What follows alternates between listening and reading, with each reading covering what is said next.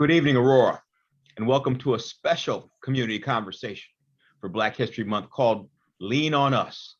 The us being referred to are these incredible educators who have joined me tonight for this unprecedented discussion.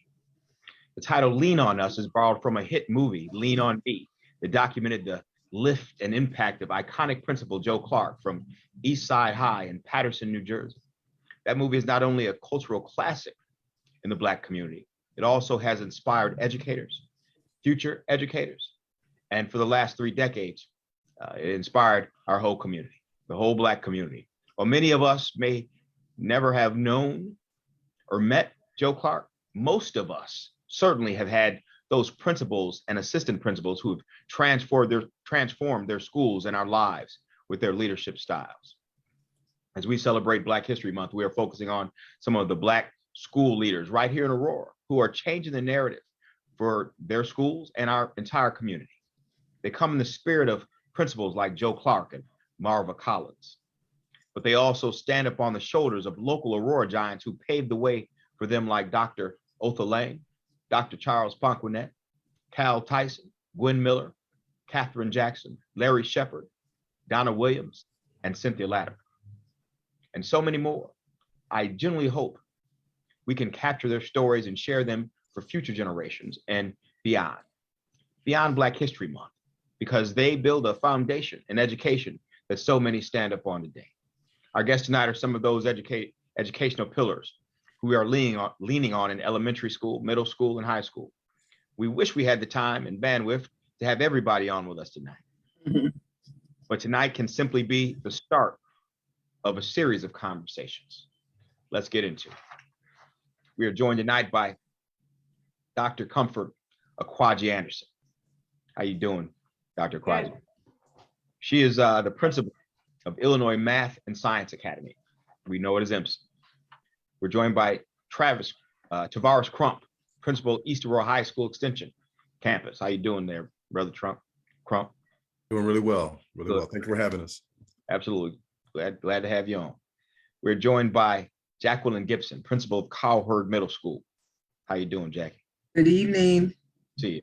And then Ms. Gibson and I grew up way back in the day in public housing in Indian Trail Park. Yes, that's where it started. That's where it all started. So we about to take it back. Dr. Scott Savage, assistant principal of Allen Elementary School and former principal of Oswego East High School. How you doing, brother? Good evening. Good evening. And just got that PhD, from what I understand, not too long ago. So congratulations on that. Thank you. Doctor in the house. Thank you, Mayor. Right. Olivia Smith, principal at Schneider Elementary School. How you doing there? Principal Smith. Then we have Jacqueline Spires, assistant principal at Fischer Middle School. How you doing there, Ms. Spires? Very well, thank you for the invitation. Absolutely. And we're gonna go through this list one more time, and I'm gonna let you guys just tell a little bit about yourself and your school, and what is it you like about being a principal? Let's go ahead and start with you, Dr. Akwaji-Anderson.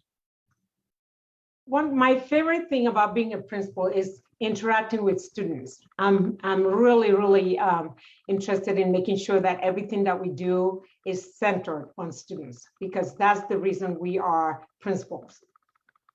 And tell a little bit about IMSA. So IMSA is a school that was actually started by the state of Illinois. So the beauty of IMSA is we have students from across the state. And so unlike, for some of you, you just have students from your neighborhood or community, we have students from across the state. And of course, we have a very diverse student body at IMSA. So for example, we have 650 and 25 students actually total. And we have 109 who identify as Hispanics. We have 1 American Indian or Alaskan Native. We have 232 Asian students who identify as Asians, 61 who identify as Blacks or African American. We have 1 Native Hawaiian or Pacific. We have 178 students who are white, who identify as white, 32 or more who identify as 2 or more races. And then we have 11 students who did not indicate what nationality they are. So that's EMSA. Pretty diverse, pretty diverse. Yes. Principal Crump, tell us a little bit about yourself and your school. What you like Again, thank you for having me. And I enjoy being a principal very much. The opportunity to have an impact on the entire school, and just to echo what our previous guest just said, just the idea of ultimately having the opportunity to do what's best for kids. I'm reminded of that frequently. One of the first principals I served under as a teacher constantly made reference to doing what's best for kids. As principal, I get to oversee that and ensure that everything that we're doing is student-centered and focused on giving us the best outcomes for students. Again, at the Extension campus here, we serve a unique group of students ranging from 6th grade through 12th grade, and with all sort of needs. So we really enjoyed here, and I enjoy the opportunity of being a principal here. Absolutely. We like you being a principal here, brother. Definitely. Let's go on to Principal Gibson. Tell a little bit about. Greetings, everyone. It is indeed a pleasure to be here. I want to send a shout out to Cowherd Middle School, all of my 6th through 8th grade students that I'm sure are at home working on their IXL math and reading and getting prepared for school on tomorrow. I have the great privilege and opportunity to serve as the building leader to over 896 students. We have 125 amazing staff here, and I echo the sentiments of the others. It's about the interactions, the relationships that you're able to build, and the impact that you're able to make on a wider scale. I like to tell people, that's why I get up every morning. I love this thing. I love being able to come each day and to help kids reach their full potential. Wow, that is great. That is great. And let's go on to you, Dr. Savage. Tell us a little bit about what you like about your school, about Allen Elementary, and what you like about being assistant principal and former principal of Oswego East High School. Well, first, thank you, Mayor, for having me on the panel. And this is just an honor to be among education leaders in the community. Aurora is just a thriving city of educators from many backgrounds, and I'm just honored to just be among the great educators. I want to give a shout out to the OC Allen Panthers school community, our students, our staff, our parents, just community members. We just, like the students, like I say around here a lot of times, we like to get lit about education. We like to get lit about learning. And, we always talk about making sure that we make the main thing, teaching and learning. And so our staff, they just do an amazing job with the students. And I'm just impressed by what we partner with our parents every day. Our parents are our partners. And so, again, just honored to be in this position. I've worked at the high school, middle school, and elementary experience. When I initially became an assistant principal, I was very nervous because I had never worked at the elementary level. But what I have found out from this experience, and I'm just blessed to just be here. I've learned so much from children. In the mouths of babes, they tell you, they're very honest. They're very organic with their opinions. And so, but what I have learned, it doesn't matter what level you're on, relationships is at the core of learning with children of all walks of life, and relationships is at the core of working with adults. And if you can establish and sustain relationships and use that fuel and energy to create friction for learning, all children can learn. They may learn differently, but all children can learn at the highest level to become productive citizens. And so when we talk about even something like discipline, a lot of my background has been a part of that, but really the root word of discipline is teaching. It's still a teachable moment, even when students make mistakes. And so teachers in my background and principals, I never wanted to really become an administrator. I got an education to teach. And so even though I'm an administrator, I have decided and committed to being a teacher for life. And so I just enjoy the opportunity of serving students and parents, and just look forward to continuing my work in this great very, very interesting, sometimes challenging, but very rewarding career in education. Absolutely. Let's go on to Principal Smith, Schneider Elementary School. Tell us a little bit about yourself and your school and what you like about being a principal. Sure. Thank you for the invitation to be here. This is wonderful. So I hail from Detroit, Michigan. So born and raised, I am a Detroit fan to my core. And I moved out here because my husband is from here, and it's been one of the best things for us. I love the diversity of Aurora. And in Detroit, that's what you get. And so I felt like I was home as soon as I came here. So I have been in Aurora now, oh my goodness, 17 years. And the last 5 of them have been at Schneider. Schneider's an elementary school. I tell people, when you're looking for Schneider, even though we're West Aurora, we are on the other side of the railroad tracks and across the river. So keep on going, even when you think you got there. And we're not as big. I'm listening to you guys talk about your staff, and I feel like we are tiny compared to you guys. And I like my tiny little world. I have about 55 staff members, and we have about 350 students, pretty diverse. I am one of the hubs for the district bilingual students. So I do have a bilingual class at every single grade level. Therefore, my numbers, when you look at our demographics, I'm high Hispanic, followed by my white students, and then a little bit lower with my African-American students. Why do I love what I do? Again, I'm going to echo what everybody here has said, and it is about students. It's the interactions. I started teaching at high school, and I love high school students. If I had to go back to teaching, by all means, it would be high school because of those connections. But being at the elementary level, those kids love hard on you. If you need your bucket filled, I'll tell you, you come down to the elementary level and they love on you. And so one of my favorite things about being a principal is laughter.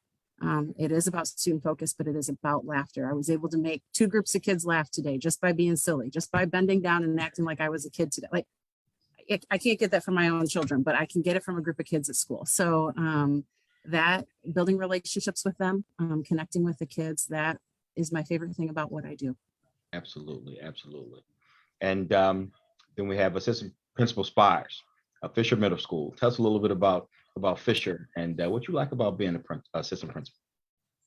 Well, Fischer is one of District 204-7 middle schools, and I am living the dream of life. I'm a former corporate lady, and I recognize when I was affiliated with my prior church, and of young people that said that Mrs. Spires, I don't think they hear me. And so I have been an impact, I do believe, in the diversity of Fischer, helping them to find their voice and speak it with some degree of integrity and finding their emotional place as well. And so the social emotional growth of our students is where I put my greatest impact. I do also echo that the relationships are so key. It is a value to be able to guide children and coach them about the success of and the benefits of having an education. And even though it's done in increment measures from elementary to middle, they also are funding as a community, learning how to, our value system is all for one and one for all. And we try to incorporate that sense of belonging, developing that layers of independence and that degree of generosity, care for one another, and then celebrating mastery. In each one of those platforms and pillars, we do celebrate our students for their success. It's not all about always the academic, but it's about knowing that someone is there to support you along the journey. And partnering with our parent community also makes it a great joy for me to be a part of it. As a member of District 204 and a resident of District 204, I have striven to be a contribution. And so the joy of being in that role has helped me to see so many students beyond middle school reach back and give me that hug or free soda when they're at the discount or whatever store they're at. But it has had its benefits of having an impact. And that is something that I grew up with in the South. The principal or the assistant principal or those leaders of the community were in the neighborhood. And so I hope to be continually beyond Fischer, a part of these young people's lives. Absolutely. And that's exactly what you do. You impact young people's lives every single day. And may I give one more shout out? Absolutely. I have to thank the mayor for his partnership for my Junior Boys to Men Club. That has helped me to develop young men. I'm a tomboy at heart. And so I love seeing young men in shirts and ties. And so they have continued to be a partner for Fischer Youth Group. And I definitely appreciate that a whole lot. Absolutely. I remember coming one day and teaching teaching young men how to tie ties. Yeah. Yeah, it was a fun time, and you are impactful in everyone's life. And you know, I know many of you, and I know Ms. Spires, you said you're about to retire in a year. So let me ask you. Now I'm going to go off script just a little bit because I want to ask you a question. When you see a young man or woman that you taught either in grade school, middle school, or high school, and you see them much later when they're out of school, maybe graduated, how does that affect you when you see them and they're doing good and they thank you for what the skills that you provided from the foundation you provided for them to become responsible, productive adults? But how does that make you feel? It has to be good, but I want to hear it from you. Let's start with Ms. Spires. No, that is the most rewarding experience that you don't get in corporate America. It is a partnership to embrace the heart. Despite the challenges you've helped the child to overcome, you know, in learning and bonding and homework and scheduling, etc. I get so many hugs. I get so many rejoiceful feedback from where they've come from, and it just makes me smile. You know, I was in New Orleans, and one of my students started shouting out my name. And so no matter where I've gone or, you know, or in the community, I often am met with, hey, that's Ms. Spires.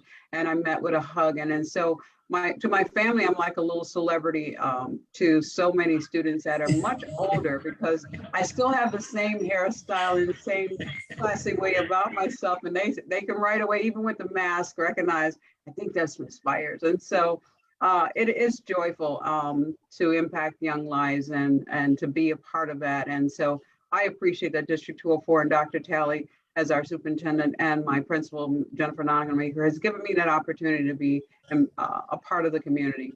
And when you have such a diverse community, you also recognize that you have some things that you don't connect with. We do have a strong bilingual group, and Fischer is known for its diversity. But we also try to make it a community. And so the partnership with the parents have also been quite rewarding. And that's another layer of appreciation that I often get. And, you know, I think the long-term roles of us impacting schools is most often the best part of it, because along the journey, you don't get the accolades because you don't feel like you're reaching at the core of the heart or whatever it is of the child, but you do get to see the benefit, and it comes with grit. And so I'm a big cheerleader of all of our children. Absolutely. Ms. Smith, how do you feel when you see a child that you were their teacher, their principal, and you see them much later and they appreciate everything you did to give them a strong foundation? How does it make you feel? It's really rewarding, right? I think it has been really unique for me, having moved from high school, middle, and elementary. I have children of students now, right? And I didn't have to wait until those kids became 16, 17. And so it's always fun when I can say, don't let me have to call your mom, because your mom knows me too, right? So that is a lot of fun, but just seeing them being successful members of our society, there's nothing better than that. And I know at the elementary level for us, we don't often get to see it. It's not an immediate return on that reward, because they go through middle and they go through high school, and kids usually remember those teachers who are the closest to them, right? So they think a lot about those high school teachers that are impacting them in the moment. And we have a banquet that we hold here in our district, the education and excellence. And so it's the top 5% of the class. And so it is always rewarding for me to sit at that banquet and the students pick an impactful educator. And that person is invited to come and they receive an award, I should say. And I love seeing all of the people who are chosen, because it's not always a teacher. But when they choose their elementary teacher, when they reach back to that elementary age and they can identify that groundwork, we were just talking about, Mayor Irvin, like the people who are laying that groundwork for those kids, they remember that. And that there's nothing more rewarding for me than to see that and be able to recognize that and be like, I have a little bit of that. I can own a little bit of that. Absolutely. Dr. Savage, what do you think? Well, I think for me, working at all three levels, the high school, middle, and elementary level, when you see students in the community, whether they're at the end of their high school career and they're in the community, or they're leaving fifth grade, there are a lot of connections that we make with students and parents, and maybe the whole world doesn't know, the community doesn't know, but you and that family, you know the work that you did, you know the phone calls you made, you know the nights that you struggled and thought, out of 700 students, what am I going to do for this one student tomorrow? Because my decision is going to impact the trajectory of their life moving forward, potentially going to impact their trajectory. And there's a saying that a child who is not embraced by his village will burn it down to feel its warmth. And so that African proverb is saying that children want our attention. And when they don't get our attention, there's behaviors that they will use to get our attention. And sometimes those behaviors are negative. I love it when I can take a challenging student or a challenging situation and turn it around, do a 180 on the dime, and send that child into a community. And I can talk to them about my experience at community college, or my experience in the Marine Corps, or my experience having challenges as a student, as a child, and maybe making decisions that really weren't the best decisions at the time, but they taught me great lessons. And I can share with the students that, I've been there before. I've failed. I know what failure feels like, and it's not comfortable, but failure is also a teacher. And so it is just really nice to see students in the community. I have gone different places like Miss Spires, where she says I'm not internationally known, but I have gone places around the country. And one time I was at Disney, and I think I saw 4 or 5 students. I didn't recognize them. I think they were from Oswego East and other, schools, but, they shouted my name. But what is really great is when other people who are friends or relatives of former students, and they mention you. That means there was talk at the table or at the coffee shop or at McDonald's about something you were doing in their life. And I think that is very important. But when someone says something, I just want to end with this point, is when somebody acknowledges me, really what they're doing is they are acknowledging the hard work of the bus drivers, the cafeteria workers, the recess supervisors, the teachers, the people who are behind the scenes, the secretaries, because it takes an entire group of people to run the show. Absolutely. Absolutely. And Miss Gibson. Yeah. To your point, Dr. Savage, I think they say that, somebody plants and somebody waters, and, I believe God gives the increase in that, and so when I have the opportunity to see kids out in the neighborhood doing great things, it's kind of like a yes. You take that time then and you kind of reflect on the relationship and things that you had with that kid, and it becomes fuel for you and energy to know that, there's one that you made a difference in. I can remember I was at one of the restaurants, a takeout spot, and went up to the counter, and there was this young man there. He was like, "Oh man, it's you, Miss Gibson." It's like, "I remember you. You always help the bad kids." He's like, "Oh, miss, I want to give you something free." I'm like, "No, baby, I don't need anything free. I'm all good. It's good enough for me to know that you have a job and that you are doing well. Just continue to come to work every day, But that did something to my heart, to know that he just wanted to give back for what he had been given. Wow. That's deep. Nothing free. They're right, exactly right. Mr. Crump, how you feel to be a kid? The word that came to mind for me and the phrase is that really teaching is a calling. All of us were called into education, so you go into it fundamentally wanting to help people. So when you see a young man or young lady, coming to fruition, and at that point, especially coming back and thanking you for something that you've done, especially if it's a student that, at the time you may have been unsure as to how they felt about you. Maybe it was, as Dr. Savage made reference to, a student you had to provide discipline to, or a consequence for their behavior. And then they'll come to you later and let you know, hey, I really appreciated that, or thank you for what you're doing. Students who come back, and it happens more than you would think, students come back just to want to remind you and thank you for what you did for them. So it's a calling for us. And I think all of us have gone into this first and foremost wanting to help people. So when you realize that you've done some good for someone, that is the most fulfilling, rewarding feeling that you can have. People often think, that teaching might be thankless, and it might feel that way on certain days for sure. But certainly once you realize how you help somebody come around, my favorite day of each year is graduation day. It's a absolute wonderful celebration.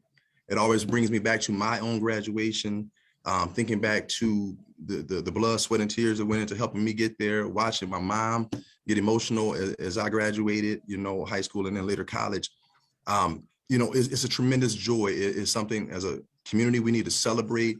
All these kids have put in so much work, and so many people have helped to get them to that goal. So it's a tremendous feeling for me, but it is a calling. So when we see someone do well, it's a tremendous feeling. It's a calling. And Dr. Akwaji-Anderson, how do you feel when you see a kid that, that you nurtured and been through your classes, been through your school, and you see them later and they're doing good? How does that make you feel? It's a really indescribable feeling. You use the word nurture. Our mission, in our mission, we talk about nurturing and literally developing students who can actually solve human conditions, And so my favorite time at EMSA is convocation. We invite an alumni, or a couple of them, to come back and share with us, with the students, about their experience at EMSA and where they are. And it's just amazing to see the students who had come through our doors and the kinds of things that they're doing. They're inventing, they're creating solutions to all kinds of problems, and so that is a really good feeling. I think, I can't remember who it was who was sharing about, experiences with students. I remember an experience even before I got to EMSA. I remember a student that I had in kindergarten. His name was Devante, and it was not a situation that was good for both of us on a daily basis, but he would get himself in trouble all the time, and always in timeout. And he was, they used to have these behavior rooms in the building where I was working in a magnet school. And he decided he wanted to come to my classroom. I was blessed. I had an opportunity to teach in it was kind of like a professional practice kind of a school where students from university nearby, Iowa State University, actually, that's where I actually went, in Ames, Iowa. The students went there to do their practicums and things like that. And the university had partnered with the district to establish this program where they wrote a grant and got some money from the National Science Foundation. So it was a demonstrated, they call it a demonstration classroom. And so he wanted to be part of my classroom. This is the kid who tore down everything on the walls in the building. And so I said, of course, I said yes, and created a rectangular spot in the classroom for him because he was doing headstands, flips, and all kinds of things in the classroom. And we agreed as a classroom, we always had class meetings, and we agreed that, those are some of the things that he does in order to survive. My students were very understanding, even though they were young. So he did that on a regular basis, and when he joined our classroom, seeing the kinds of things that were happening, my background, and PhDs in mathematics education. And so we had, quote, fun things going on in the classroom. He wanted to be part of that. It was so different when he was in the classroom. And fast forward to 12 years after that, one day I'm at Iowa State. Once again, I'm teaching in the School of Education. And I see someone knock on my door. I thought it was one of my students, who needed help with something, but it was Devante. He had grown so much. He wanted to become a teacher. And right now, as we speak, he's actually going through a program to become an administrator. That's a moment that I would never forget. And so, yeah, when you see that, it just fuels the fire in us to do the work that we do. You know what? I think every parent watching this is looking at you guys and listening to your stories and knowing that hearing what you're talking about and what you do to ensure that our kids have everything it takes to be successful. Hearing you guys speak, they know our children are going to be okay. Yeah, you guys are very impressive individuals.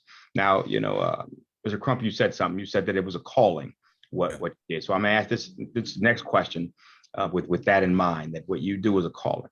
You know, there's an adage that says the two most important moments in your life are the day you were born and the day you realize you were born. Where did you know you wanted to be a school leader? When did you know that? At what point, you know, when you realized this is what I want to do, and this is what, you know, is important to me, giving back, that calling? I'll start with you, Dr. Akwaji-Anderson. For me, and I'll give you a little bit of a background. I was born in Cameroon in Africa, and I loved all things related to mathematics. I loved. I played soccer, and at the time, being a girl, there was certain things that I wasn't, quote, supposed to like to do. And so, but my father, who was also a headmaster, that's British English for principal, he would tell me you can do whatever you want to do, and things like that. And so he really helped me to actually gain what I describe as my mathematical identity, because he would in the culture, we will in the evenings we'll get together, and typically if you were well off, you'll take family members or relatives children to help to raise. And so there were about 18 of us at a house at any moment. And so my father would ask us to think about, okay, we will be going to the market on Saturday, and we need to think about, you know, we ate tropical fruits. Cameroon is a, you know, tropical country. So he'll say we need to decide how many mangoes or bananas or pineapple that we need to purchase that will serve us throughout the week. And so we were excited and engaged in figuring this out. We're doing addition and subtraction and division and all of that, problem solving, critical thinking. And at the time, of course, I didn't have these words that I'm using right now.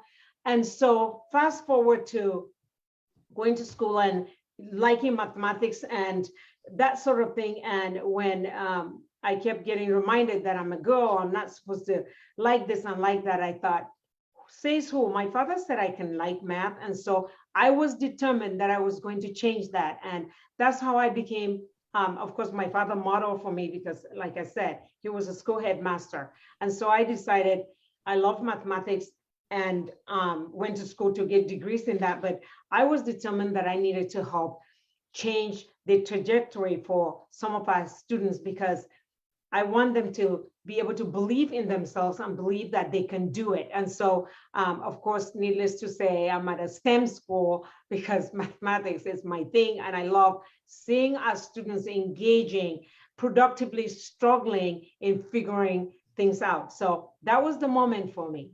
Absolutely. Absolutely. All right. You know, and the reason I sit in this seat today, you know, as mayor, as a lawyer, as someone who worked hard to get to where I'm at, is because someone told me they believed in me. And after a while, I began to believe in myself. But I had that first person, a teacher, Miss Vern Sims, and that told me they believed in me. I don't know that I would have formed the confidence to begin to believe in myself. So that's very important that your father helped you to believe in yourself. Mr. Crump, when did you determine that you wanted to be a school leader? You know, when I think about, you know, our last speaker there, you know, I hear two things coming to mind: passion and evolution. And at first you have to find a passion, something that you are passionate about and would want to dedicate your life to learning about. And then evolution, in that I think many of us go into it, as Dr. Savage even implied, you know, we go into it really wanting to teach and wanting to be lifelong teachers. And then you evolve in that role and then find that, hey, you know what, I can serve a greater purpose in a role of leadership. So for me, it was the passion of history. From the time I can remember, my earliest recollections, I loved everything ancient. I love going to museums. I love hearing about Native Americans, dinosaurs, anything of that nature. And it just intrigued me. And Indiana Jones and the Temple of Doom was one of my favorite movies, you know, growing up. And so I thought I'd be an archaeologist, you know, or something. But I just, you know, so when time came around, you know, getting close to finishing high school, you know, I started thinking, hey, you know what can I be passionate about and learn for 4 years and really sink my teeth into? And that was history. And in many ways, I think I was running from teaching at first, you know, kind of thinking, hey, you know what, I'll get a history major and then maybe work at a bank or do something else or do something professional. I knew I wanted to do something professional. I didn't know exactly that it was teaching. I started doing my clinical work though, fell in love with it. The student teaching, fell in love with that. Then realized that teaching also provided me an opportunity to coach as well and marry two great passions of mine, history and basketball. And then from there, after 12 years in the classroom and having earned my, my master's, I started realizing, hey, you know what? I wouldn't mind trying my hand at something different. I want to stay in education, but something that allows me, again, a greater scope of the school and to have a greater impact. So I became a dean and then ultimately did that for 3 years in Plainfield, and then saw an opportunity to come back home here to Aurora and serve at the Great East Aurora Extension Campus. And 5 years ago made the best decision I made really in my life, which was to come right here and have the daily honor of serving these kids. Again, hoping to inspire them to be lifelong learners and to have a passion for something. I think if it's one thing that we have to address in our society is this idea that the learning is not cool. You know, we have to make learning cool. And I hope I'm a person helping to move that forward. Absolutely. Absolutely. And Ms. Gibson, what tell us a little bit about when you knew you wanted to be a school leader? Wow. Well, first of all, I never envisioned myself working in a school. If anybody knew me way back when I went to school, I was the one with all the check marks and the one always in the office who they always called the parent for. And why can't you be like your mom? You know, so that was a message to me all the time. And so I was totally into law enforcement. That's the direction I was going. But it wasn't until I started subbing that the thought of teaching and being in a school became a little more real to me. And see, back in the day when you were subs, you didn't get to your jobs. They just kind of told you where to go each day. And I got kind of tired of them telling me where to go each day. So I decided, hey, I'll go back to school and get my teaching certification. And so I continued in that and then was able to get hired on and get my own classroom. And then after that, you know, you had the opportunity to serve in leadership among the team and so forth. And the opportunity presented itself for the assistant principal. And then here I am over at Cowherd Middle School as the principal. And I think one of the things that really made me realize that I wanted to be a leader is when I realized being in the classroom with the kids, they were just like me. We had the very same experiences, and it was kind of hard for them to top one of my stories. I could clearly identify with them growing up in low income, single family, single parent, so much of that, my mother working 3 jobs, all of that, you know, I could identify with so much of that. And I wanted to have that opportunity to influence the choices that they would make and to help, you know, what we're saying, change the narrative for them to make a difference. And all of that all together. And at the same time, be a role model for them. And just to show kids that, you know, you can make it out, you know, and so that's when I knew that I could have that greater impact on more than 30 in my classroom. It was sign me up. Wow. Wow. That's great. And it's funny that you should say that when you were in school that you had all those check marks behind your name and folks was like, man, why don't you act more like you? Like people, that was it. It's funny. I'm going to tell a quick story right quick. You know, I had to beg my Spanish teacher for a D instead of an F so I could walk with my classmates. He gave me a D minus. That's the only reason I graduated. and I'm embarrassed to say it. When I went back up my transcripts, I was like, oh. Yeah. But that means you can still come out of it, you know. Right. Yeah. Good, you know. All right. So, Dr. Savage, what tell us a little bit about when you knew you wanted to be a school leader. I don't know if there was one, you know, thing. There was sort of a series of things that have happened. You know, I didn't go to college right out of high school. I served my country as a United States Marine, Pearl Harbor, Hawaii, Marine Barracks, Pearl Harbor, Hawaii. Was also over at K Bay and served in Desert Storm. And so like Principal Gibson, when I was exiting the Marine Corps, I had thoughts of law enforcement, Illinois State Police. I had many options because I had the training was there. And as I went back to school, I went back to college, to junior college, Parkland Community College in Champaign. And Parkland Community College just was a blessing to me. My eyes were opened up while I was in the military. All the things I was telling my parents, no, they were wrong. You don't know, I know more than you, and all these things. It was all there. My parents were spot on. My first teachers were my grandparents and my parents and my cousins and my family members and people in the church. Those were really like my first teachers, right? And you don't realize it at the time, but they had wisdom beyond many universities. And so when I was back in school, I began tutoring like Ms. Gibson and doing some other things and being involved in education, teaching in the children's church. So I had just an interest in working with children. I just thought they were funny and awesome and just fun to work with. And as I was tutoring, as I was in community college, I was taking math classes that I had pretty much failed in school, middle school and high school. And I really just scuffled by. And I didn't have the foundation. And so when I was in community college, what I had was discipline. And when I came back from the Marine Corps, I said, if I can get past combat, if I can get past that Marine Corps boot camp, I could pass the algebra class. And not only did I go back and start passing those classes, I began tutoring students at the University Lab School at the University of Illinois and the classes I had once failed. And it wasn't about getting the answer right. It was about the process. I wanted the students to understand the process and appreciate the process. So as I became a teacher, I really thought about all the people that poured into me. Black, white, Asian, male, female, didn't matter. They saw me. And our theme in East Aurora this year is, do you see me? And those people saw me. They didn't see me as the pastor's child. They saw me as Scott, who's an individual, and I believe in him. And so I think leadership is where you are. You could be working in the cafeteria and you're the leader at that time. You could do something to change the course of a child's that trajectory they have in their life. And so we're all leaders, and I want to empower our teachers and our staff to be leaders and for me to be a resource.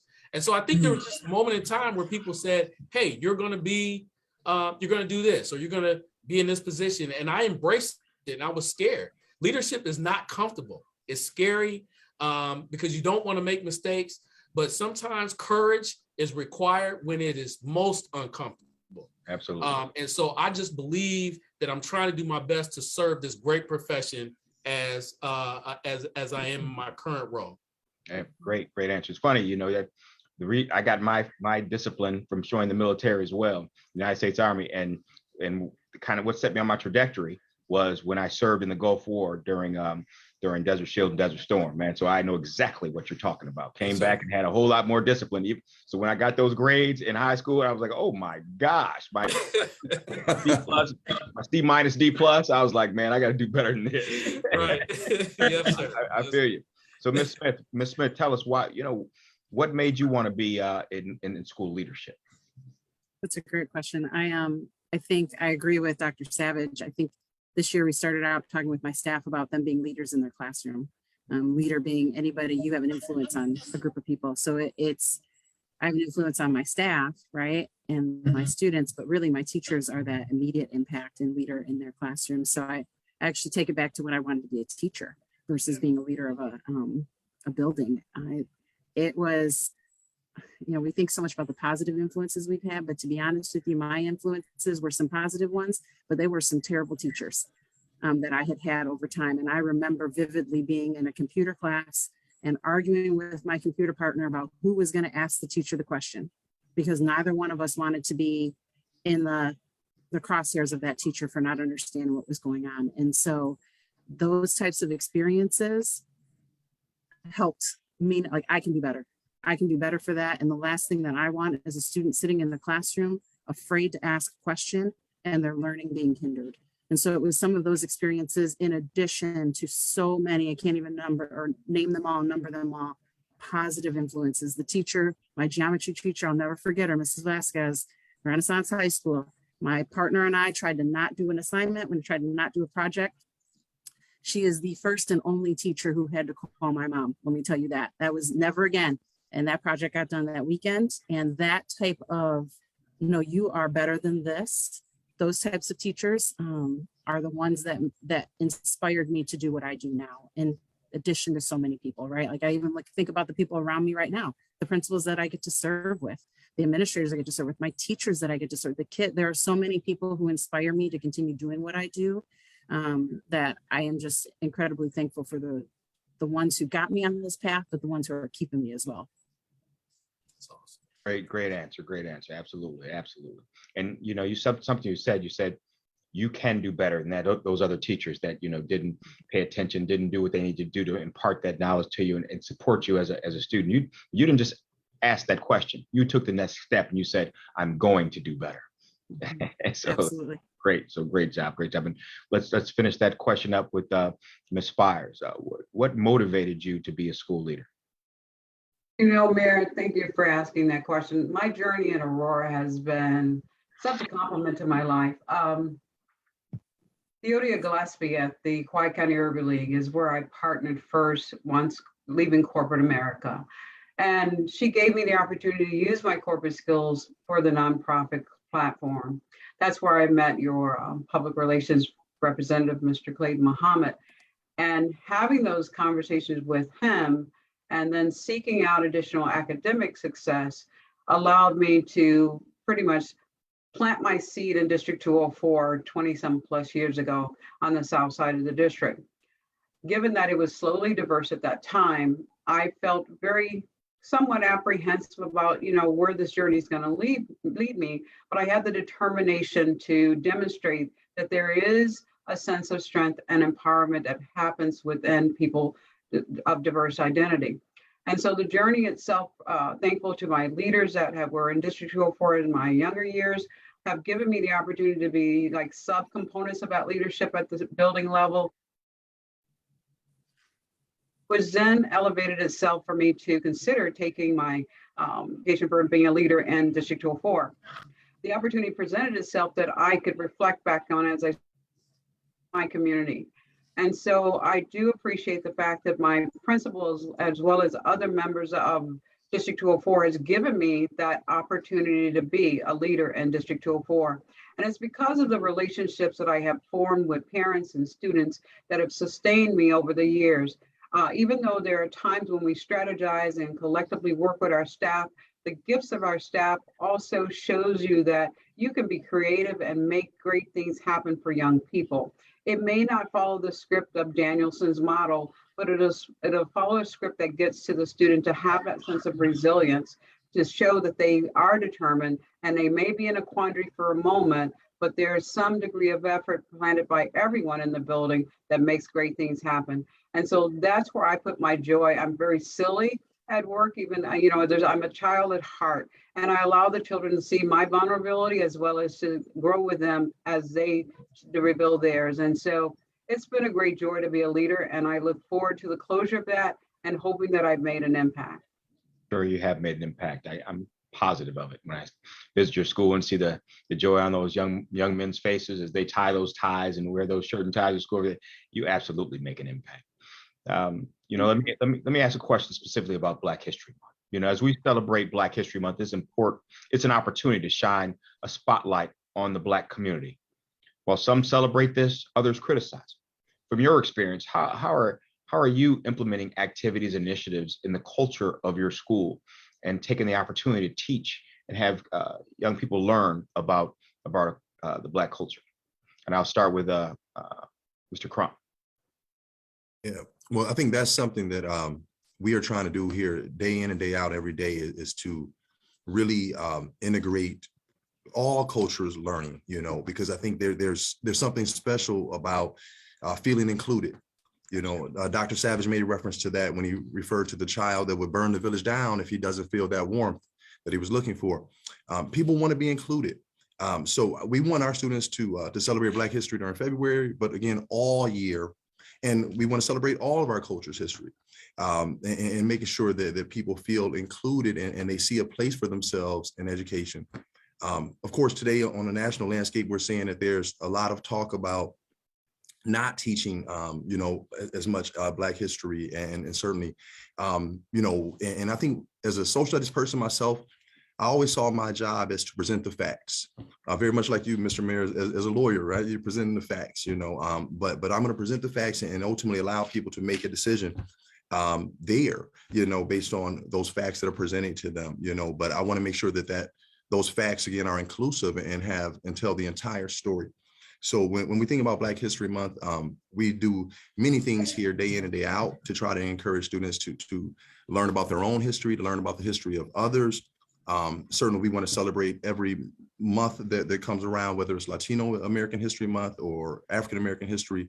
We always want to celebrate that, but we want to make them lifelong learners and want to learn this day in and day out. But it is critically important because everyone needs to feel included. Everyone needs to see their contribution. And after all, that's what's made this country great.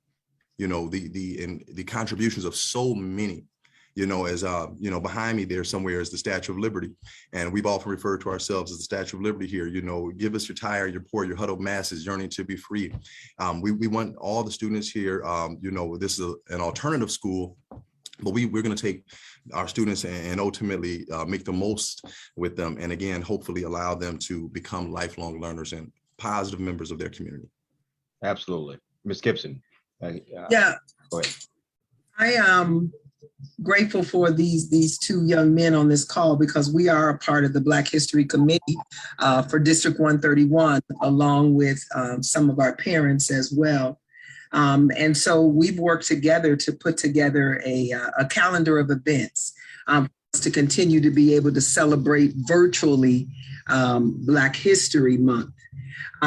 Currently, in my building, we are excited to host Wendy Indy, a classically trained violinist. She hails from the West Side. She is coming to our school to present. Our drama team is going to be offering some of their talents and gifts as well. And so I'm excited about this violinist being able to come and to widen the horizon and the range of sound for my young people. So our teachers are continuously looking for ways that kids, to Taveras' points, can see themselves in the curriculum that they study. Absolutely. Mr. Savage, Dr. Savage. I think for you know, Black history is so I'm going to say this very humbly with a lot of respect, Mr. Mayor. You are Black history. The people on this panel, we are Black history. We're standing on the shoulders of giants who have come before us. Some who were loud and had a microphone, and some who worked behind the scenes tirelessly and never got any recognition. But without their tireless work, we wouldn't be sitting where we are today. And so at Allen Elementary School, I think what our teachers and our staff, what we try to do is we try to do things that matter, that are culturally relevant to our students. We don't try to jazz it up for recognition. If we make an announcement today, we were very intentional to select 3 students to read about Amanda Gorman, because she is what is so impressive about her is that she's the first poet to ever recite a poem at the Super Bowl. And that got our students so excited. But Black history is American history. And although this month is to celebrate someone like Garrett Morgan, who invented, who took the stoplight to a next level by putting the yellow light into the stoplight. As students go at the stoplight now they can act upon Garrett Morgan's invention, right? And then we continue that year round. So not just in February, but we can talk about Amanda Gorman in September. And so as I walk around Allen Elementary School, I am humbled and proud. And I don't know how many African-American male educators have been at Allen who have received their doctorate degree, but I understand that I am walking in humility and true true understanding that I am Black history, and I have a responsibility to rise up and celebrate the struggles and the successes of my ancestors, and to make sure that we are all inclusive in that journey. You're absolutely right. We're all part of Black history. We are all Black history on the screen. And you know, to that Black History Month, and I'm going to jump to the next question. I'm going to go to Ms. Spires. When we talk about iconic educators like Principal Joe Clark, Principal Marva Collins, Jaime Escalante, and others, who inspires you? Thank you, Mayor. I would say all three. Each had their own talent and contributions, but yet impactful. And so I tend to incorporate a great amount of all three of them. I have a passion for being a lifelong learner. Dr. Savage, I'm hoping to conclude mine as well this year. That's my gift to myself. But I see that they were determined, and no obstacle was too big, and they were going to figure it out. And that required a team, and they continually worked with a team of people to make positive things happen. And so as an African-American leader that's within a school, I do know that my district is fine-tuning their equity lens and also creating those layers of courageous conversations. But it's an ongoing process where identity do matter, and you making sure that you demonstrate that as you interact with others. And I think our life story has been told by the how people see us and how they know. And there's a saying that they may not remember everything you said, but they'll remember how you treated them. And so I try to be that example of how I want people to treat me and to also treat others. And so I hope that everyone feels my love. I spend a lot of money at Sam's Club for sweet treats that you're not supposed to have, but I tell them to make sure you brush your teeth. And so that kind of sort of evolves itself to show some measure of generosity for them coming to school every day. I'm thankful that our attendance rate is pretty high, and our students are eager to be there, and they're having those great conversations, and they're keeping their voice present in the classroom. And so through curriculum and design, District 204 is striving for those cultivating geniuses, and we are celebrating those individuals. And my partnership extends beyond the middle school, because I also work with the high school, and I also work with our feeder elementary schools.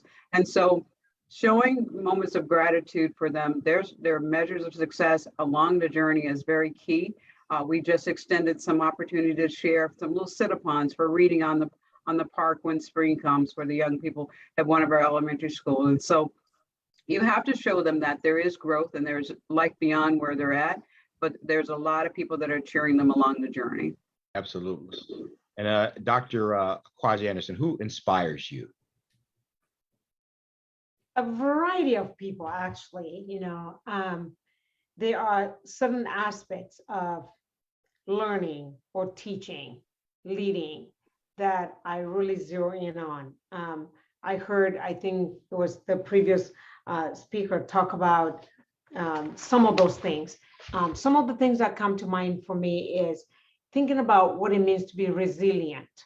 That is very, very important. What it means to be, to be determined. And given the kind of school that I work in, as you all know, we have students who are coming from across the state who are the top in their schools. Of course, I always joke about, we'll have a student who comes from a certain school, they're number one, and then they come to EMSA, they become brilliant number 650. And so it's important to really zero in on the resilience and determination, and how do we cultivate that in our students. I have a favorite person that I really look up to, Dr. Danny Martin. He's not very far from here, actually. He's at UIC. He is a fellow mathematics educator, and he does a lot of research on the brilliance of Black boys. And that is so important to me and inspiring, because it helps me to always remember that it's important to help show what students know.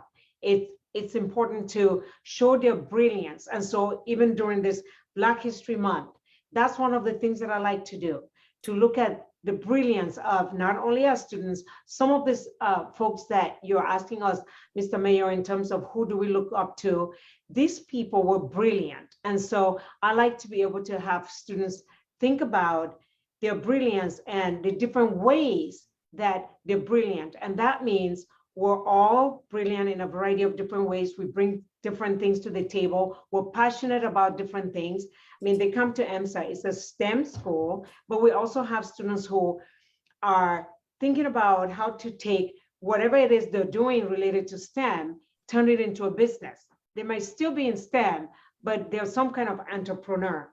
And so there's a variety of different people, like I said, that I look up to. And again, just really focus on what's going to help the success of students. And of course, our teachers, because, you know, it's really to have this really brilliant students working with this really accomplished teachers. You know, it's such a great combination. So yes, I look up to a lot of people. Absolutely. Yeah. And we'll close out with you, Ms. Smith. Who inspires you? So it has been, I have 3 daughters, and I think about the example that my husband and I are setting for them. My husband is in human resources for the district. He has his doctorate as well. And I think about myself, and in my family, I grew up single parent family, on welfare in Detroit, all those things. So just like you, Ms. Gibson, you got a story, we got a story too. And then I think for people, I remember at one point I had a student who looked at me and said, "Miss Smith, are you married to a doctor?" And I said, "What are you talking about?" I was like, "What are you?" And it was because of the coat that I had on, right? I just had a nice dress coat on. So what I had come from and where I am now, there's a wide, a wide range there. And so people don't see me now and see the child that I was and the struggles that I went through. But I think about that when I look at my 3 daughters right now. And so I think of inspire in the sense of the example that I'm setting for them, right? They don't know anything different than their mother and their father being college educated, one of them having a doctorate and being leaders. And they don't know anything different than that. And that is okay. Because it inspires me to keep on going, because I know the example I'm setting for them, I'm setting for my grandchildren, I'm setting for the generations to come, and I'm moving them forward. In addition to just the many kids that see me, I am the first African-American female principal at Schneider. My husband was the first Black principal at Schneider. I had the honor of being at Herget with Miss Larry, and we were the first African-American team at Schneider. So those are things that, you just do. You don't we didn't think about that, but we did it. And it was an honor and a privilege. And I think about how many students look at us, and the students I have now, and they're like, "Mrs. Smith can do it, I can do it. Mrs. Smith can do it, I can do it," right? And that is what keeps me moving. So the example I can set from my own daughters, and the example that I set for children who don't get to see themselves often in these types of roles, that's what keeps me moving. Absolutely. All right, we've come to a close. Before we close out, I want to Mr. Clayton Muhammad, who's also an educator himself before he came and worked with the mayor's office, a teacher. Can you just tell our principals, assistant principals on here, some of the things that our listening audience has said about them on this Facebook Live session? Most definitely, Mayor. Thank you so much. And you guys are inspiring the whole city. One lady in here said she didn't cry her eyelashes off tonight. And so, that's pretty powerful. That the information that you're pulling out into the entire community. Please look at the Facebook group, and the parents are sharing stories of their children who you've impacted as individuals, those of you grown up with. And so we really show that love. Special shout out to Tisa Isa, one of your parents, Scott Savage and Jackie Gibson, who I think has shared this conversation on every public group on Facebook in the city of Aurora tonight, as you move forward as well. We said so many questions, Mayor, but we can just close with one, otherwise we'd be here all night. I know you guys have parents in your building, many of you. We look at the movie Lean on Me, the song, Lean on Me, that became just it's such an iconic song for not only the movie, but for life. Bringing that humanity and just taking yourself out of the educator role. One of the questions, what song inspires you? What gets you fired up? Whether it's on the Peloton in the morning, whether it's focused at school, what song is it that you use to build up your strength as you move forward in the classroom, the building every day? Dr. Akwaji-Anderson, what song inspired you? Lean on Me. Lean on Me. All right. Mr. Crump, what song is that? You know, I'm thinking Phil Collins in the air tonight. Oh, my man, my man. Gibson, what song inspires you? It's my time to shine. All right, all right. Dr. Savage, what song inspires you, brother?